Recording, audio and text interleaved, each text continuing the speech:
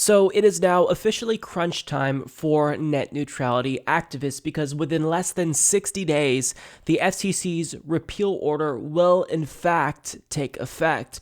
So if you care about this issue, now is the time to make some calls to your state representative, to your state senator, to your governor, and tell him or her to protect net neutrality in any way that they can. So we have to put in time, we have to put in the work to make sure that net neutrality is protected if this order does in fact take effect, which it probably will at this point, unless Congress is able to pass the Congressional Review Act resolution that nullifies the repeal, then it's going to go into effect. Now, we don't necessarily know if we'll have the votes needed to pass this in Congress, but in the meanwhile, we can't bank on that. We have to act quickly. Now, thankfully, there are lawmakers across the country that are coming together to save net neutrality, and the state of Washington recently had a huge victory because they passed the toughest net neutrality legislation in the country. As Fast Company reports, Washington state has passed sweeping legislation to regulate internet access for its residents. The bill cleared the state Senate on a 35-14 vote with bipartisan support. It had already blown through the House of Representatives by 93-5 on February 9th, and Governor Jay Inslee is on record as ready to sign it. It's swift bipartisan action to protect net neutrality, which is terrific. The bill's main sponsor, Democratic Representative Drew Hansen, tells Fast Company, Washington's law applies to all internet service providers that serve residents, whether or not they have state deals.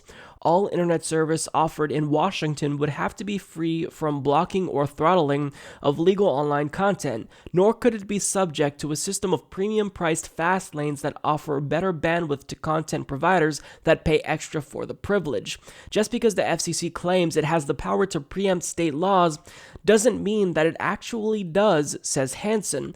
I can claim that I have the power to manifest unicorns on the Washington state capitol lawn, but if you look outside right now, there are no unicorns. So that sends a very strong message to Ajit Pai.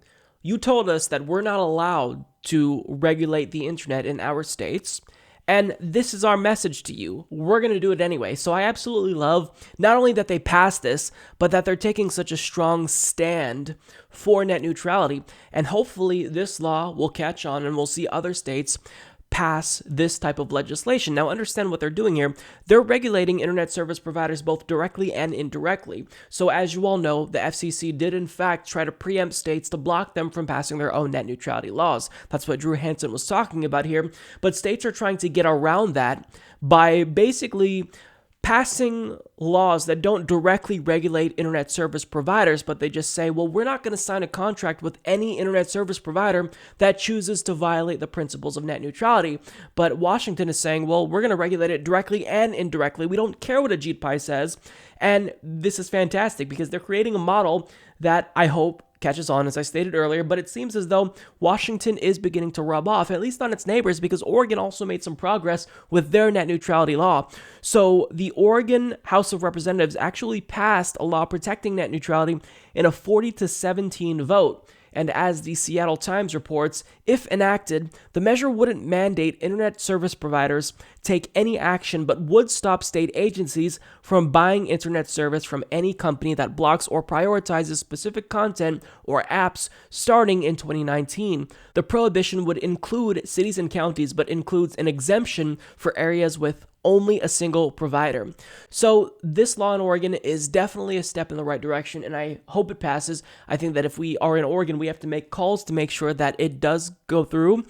But this is not anywhere as near as strong as Washington's law is, and that exemption, in a way, is problematic. Now, look, understand, I get the logic behind that exemption, because if there's one county and one internet service provider in that county, if that internet service provider wants to violate net neutrality, then by regulating the internet indirectly, they're saying, well, you know what, we're not going to buy internet through you or contract with you because you're violating net neutrality. And if the state did that, then guess what would happen?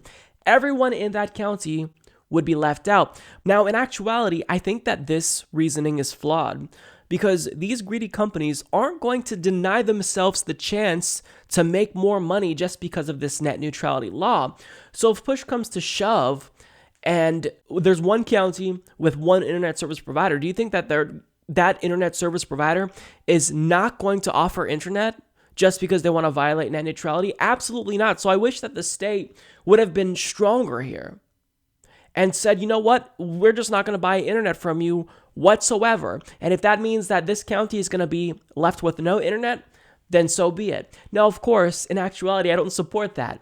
There will be internet. I'm just saying that they're not understanding just how greedy these companies are. And even if they abide by net neutrality, if that means making them money in one county where they're the only provider, they're going to do it. So this really is weak net neutrality legislation, and I would like that exemption excluded from this bill, but nonetheless, this is a step in the right direction. So as you can see, state lawmakers are doing a lot. We have governors doing a lot, and now thankfully mayors are now stepping up from across the country in major cities to speak out and call on Congress to pass the Congressional Review Act resolution to nullify the FCC's repeal of net neutrality.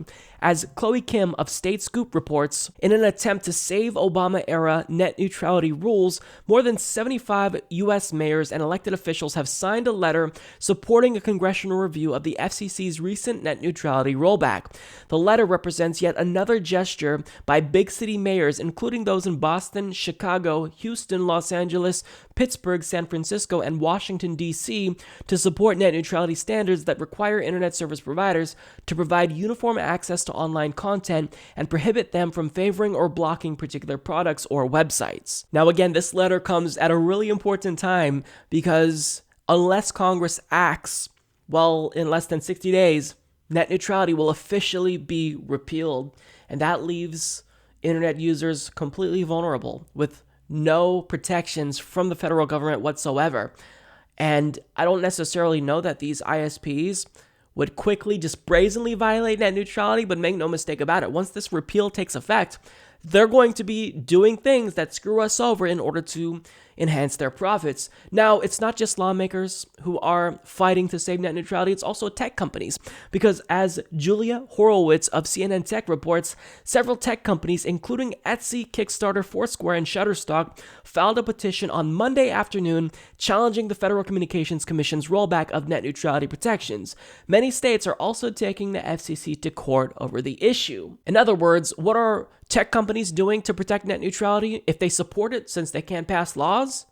They're suing the FCC. So not only is the FCC being sued by multiple states, by multiple attorneys general, and states by proxy of attorneys general, but they're now being sued by tech companies.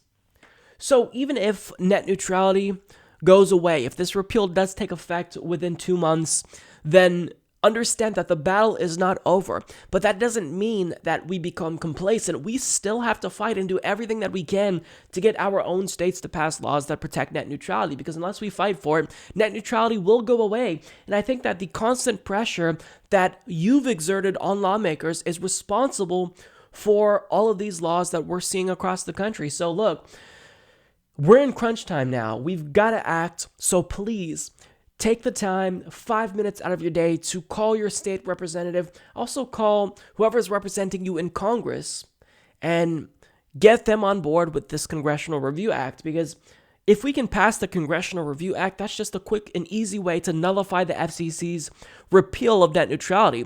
But if we can't do that, then we have to fight at the state level, and that's going to be really tough. So the easiest way, the biggest solution, is to nullify the FCC's repeal order, but we can't bank on that just in case that doesn't pass. And keep in mind that there's another bill that lawmakers like Marsha Blackburn are pushing that doesn't actually repeal or save net neutrality. They're saying it saves net neutrality, but it doesn't. So there's that we also have to look out for. So when you call your lawmaker, tell him or her to support the resolution in Congress, particularly in the Senate currently, to nullify the FCC's vote to repeal net neutrality. We've got to act quickly. Support this podcast by becoming a patron at patreon.com/Humanist Report.